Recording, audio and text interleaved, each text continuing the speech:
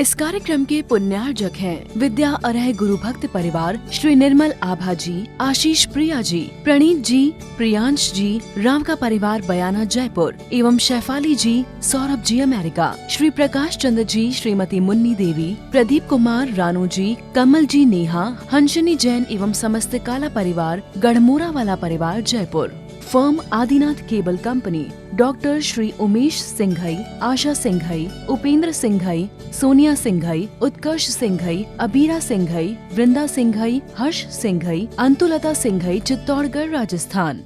बोलिए पंच परमेष्टि भगवान की, भगवान महावीर स्वामी की, अहिंसा परमो धर्म की।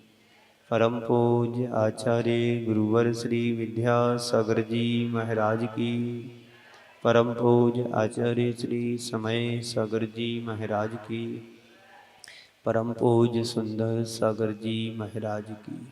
इस संसार में जो जन्म लेता है उसका मरण निश्चित होता है। जो आता है वो जाता भी है। अनित्य भावना में हमें यही समझाया जा रहा है कि संसार में कुछ भी नित्य नहीं है। जो आता है उसे एक दिन जाना होता है। जो मिला है वह बिछुड़ता है। जो बना है वह मिटेगा। सच्चे अर्थों में यदि देखा जाए,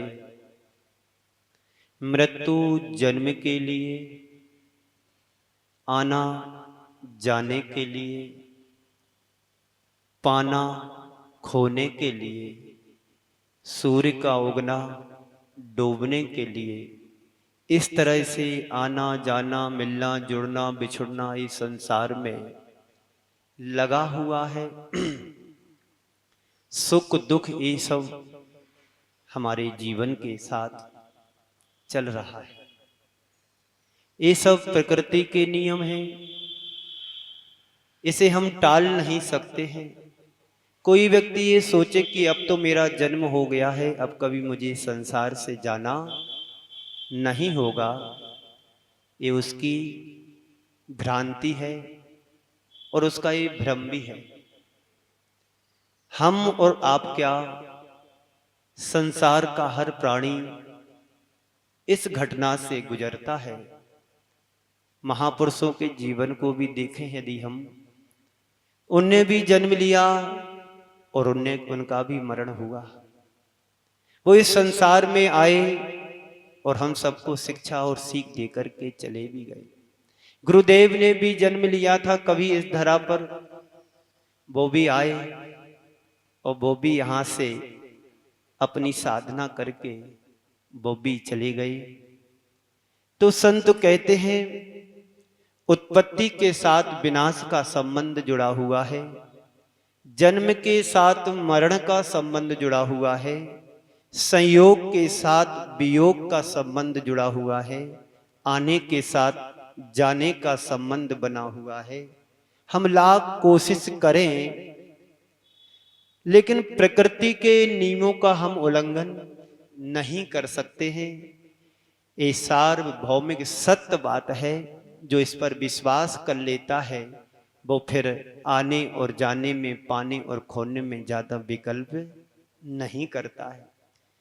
वह इस बात पर अडिग रहता है कि यदि मेरा जन्म हुआ है तो एक दिन मुझे इस संसार से जाना ही होगा, और जब जाना होगा तब जाएंगे। अभी जाने के लिए विकल्प करने की कोई बात नहीं है।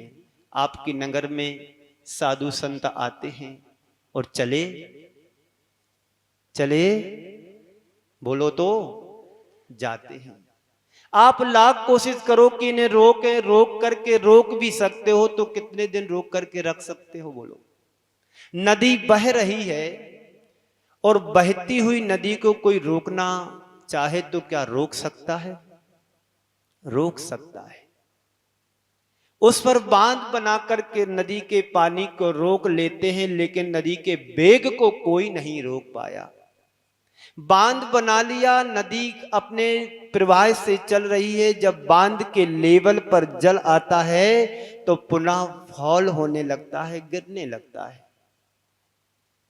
लेकिन उसके प्रवाह को कोई रोक नहीं सका आज तक। ऐसे ही साधु संतों को तुम रोकना चाहो तो नहीं रोक पाओगे, लेकिन हां रोक सकते हैं। आप साधु संतों को रोकने के लिए भक्ति रूपी बांध बनाते हैं।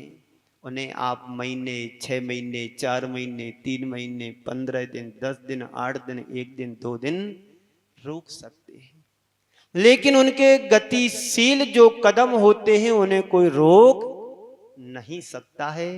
एक प्रकृति के नियम है, पत्ता लगता है डाल पर, एक दिन गिरना पड़ता है, फल लगते हैं, पकते हैं, टपक जाते हैं। ऐसे ही हमारा जीवन है, आयु पूर्ण होते ही हमें इस संसार से जाना होता है। तो अनित्य भावना यही कह रही है, औस बूंद ज्यों गले धूप में वा अंजुलि पानी, छिन छिन यौवन छीन होत है क्या समझे प्राणी। हमारा जीवन औस की बूंद की तरह है।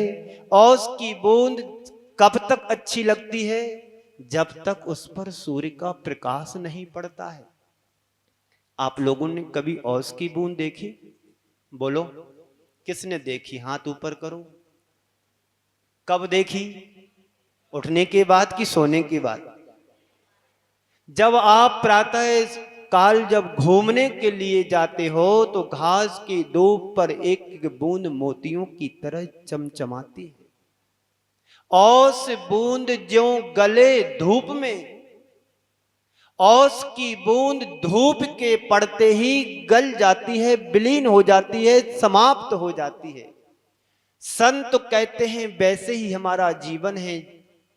जब तक हमारा जीवन है तब तक औस की बूंद की तरह चमचमा रहा है, और जैसे ही काल रूपी आता है यमराज, हमारे जीवन को छीण कर देता है, लील लेता है, हमारे हाथ से छुड़ा लेता है।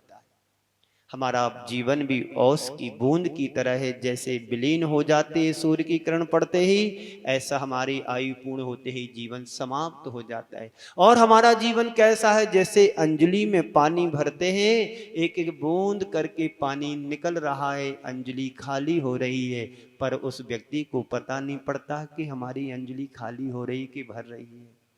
ऐसे ही हमारी एक एक श्वासें जो हम लेकर के आए हैं, अपनी आयु कर्म बांध करके आए हैं, कोई 70 वर्ष, 90 वर्ष, 100 वर्ष, 80 वर्ष के, और कुछ लोग तो ऐसे होते हैं जो जन्म ही नहीं ले पाते हैं, पर लोग पेट में ही चले जाते। अभी मैं चित्तौड़गढ़ में था, नहीं यहाँ रास्ते में, क्या बोलते गांव का नाम तो मुझे याद नहीं, पीछे इसके पीछे कौन सा गांव आया था, मंगलवाड़। मंगलवाड़ में एक परिवार आया, हमने यूं कहा, आहार के बाद बैठा हुआ था, बोले इतनी लेट मंदिर आते हैं आप लोग? बोले नहीं महाराज श्री, एक समस्या आ गई। बोला कौन सी समस्या आ गई? बोले हमारी बहू के यहाँ 2 महीने का एबॉर्शन करा दिया। मैंने कहा तुमने बहुत बड़ा पाप कर लिया। क्यों? क्योंकि कितना पुण्य उस जीव ने कमाया होगा कि जैन कुल में जन्म लेने का अवसर मिल रहा था, और वो जीव आया और आया ही नहीं, परलोक को भी चला गया, जन्म भी नहीं ले पाया। ऐसे एक नहीं सैकड़ों उदाहरण आए दिन रोज मिलते हैं, रोज यही हो रहा है। बोले डॉक्टरों को दिखाया, डॉक्टरों ने सबने कहा कि उसकी धड़कन चली गई, धड़कन चली गई। अरे उसकी धड़कन जहां गई या ना गई वो तो भगवान जाने, लेकिन तुमने अपने भावों से तो और अपने कृत्यों के द्वारा पाप तो कर ही लिया। देखिए, सोचिएगा कितने पुण्य से उसने जीवन पाया होगा और वो जीवन नहीं जी पाया। ऐसे एक नहीं अनेक जीव रोज मर रहे हैं, जन्म ले रहे हैं। संत कहते हैं जो अनित्य भावना का नित्य चिंतन करते हैं, स्मरण करता है, वह संसार में ज्यादा फंसता नहीं है, उलझता नहीं। उलझ भी जाए तो निकलने का प्रयास और प्रयत्न करता है। एक राजा था, रोज माली उसको लाकर के सहस्त्र दल वाला कमल लाकर के देता था। एक दिन माली लाया सहस्त्र दल कमल को, राजा के सामने रखा। राजन ने देखा कि उसमें एक भौरा मरण को प्राप्त हो गया। राजा का चिंतन और आगे चल गया कि जो लकड़ी को छेदने वाला भौरा एक कमल की पंखुड़ी को नहीं भेद पाया,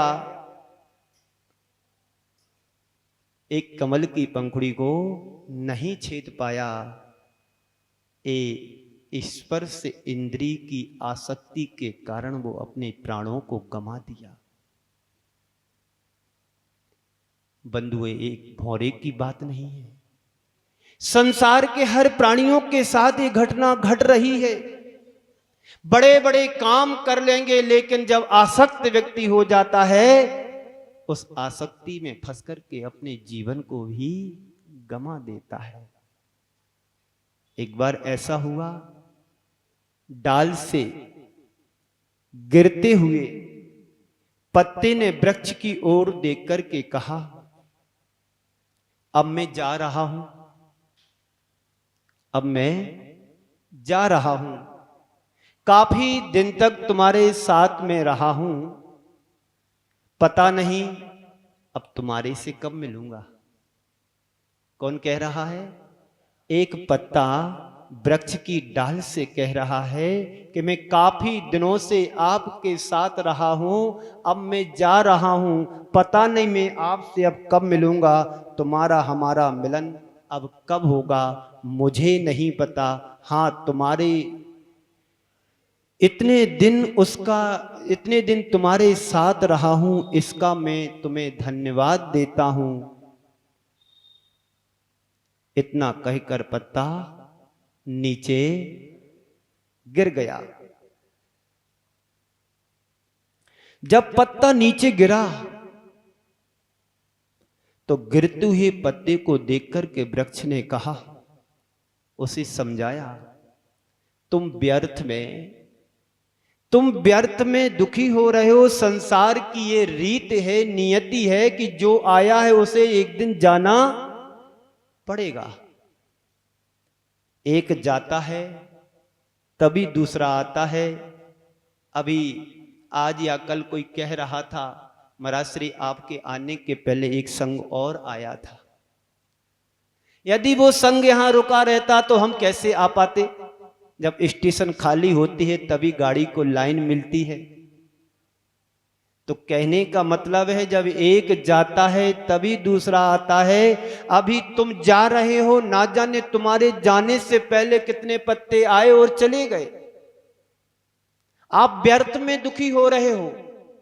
ये संसार की नियति है, जो आता है वो जाता है। संयोग के साथ वियोग, दुख के साथ सुख, अनुकूल के साथ प्रतिकूल, प्रसन्नता के साथ खिन्नता का साथ संबंध बना हुआ है।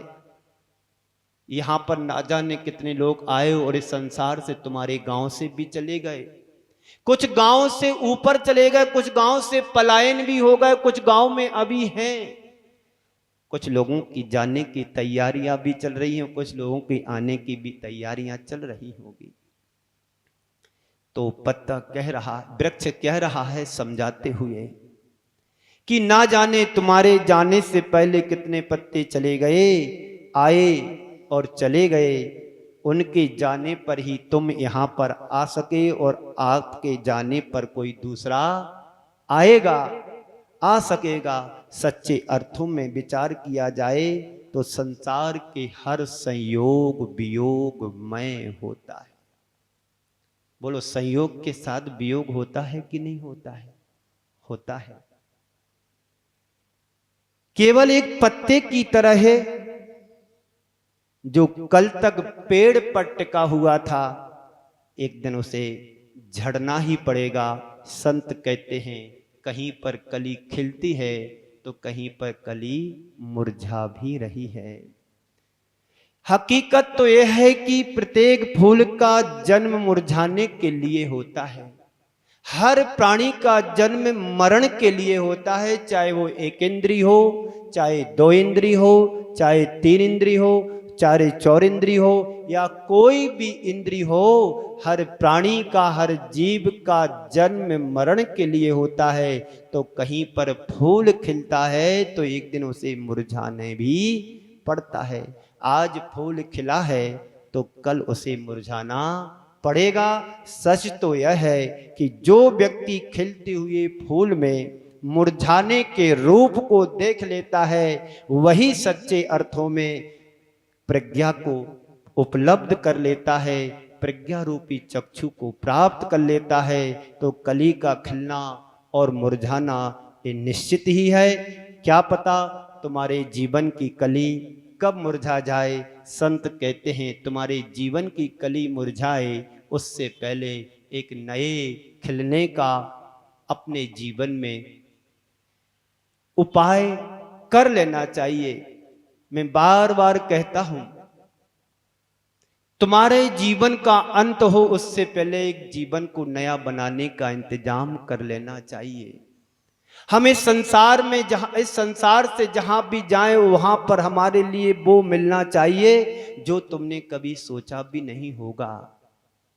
हम पुण्य लेकर के यहाँ पर आए थे, अब इस यहाँ से जाने के लिए कोई हमारा पुण्य भी तो और चाहिए।